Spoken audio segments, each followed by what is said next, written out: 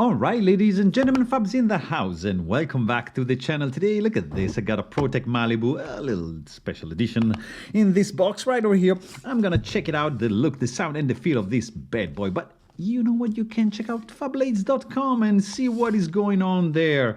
Let me know in the comments down below, like, subscribe, do all that stuff that YouTube loves. Check this out, this is a pretty cool packaging. I've reviewed already the Malibu. This is just a little bit different, so it's going to be a little bit quicker review, but still, same box, that's pretty good. Nice little pouch with a little thing to get it closed, and here you have, look at this, your Malibu in a different configuration. This is the Malibu Operator, and there's just a little couple things I'll show you guys. 8 centimeters for the blade and the 10.5 for the handle, and overall yeah, 18.5, that adds up.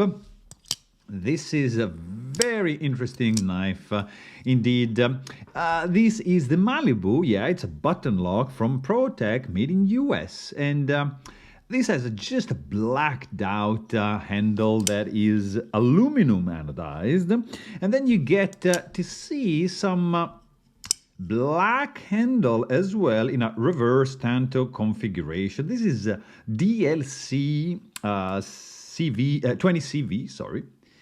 And it's pretty well done, I have to say. There are some trails, of course, it's been lightly carried, but still. It's not Vanta black, guys, just black. It's very, very black. But the cool thing about this fella is this tritium vial that is inlaid in the button lock. So you have something shiny right there that's gonna last for a bit right in your button lock. And this is you know, the attraction of this knife right here, with this fake integral look or fake backspacer look, because yeah, as you can see, there's a seam right there, so these are just the scale extended to create this visual effect of an integral or a full-size backspacer going on. Yeah, not much else to say about this fella, other than, you know, it feels great in the hand. It looks pretty menacing to me.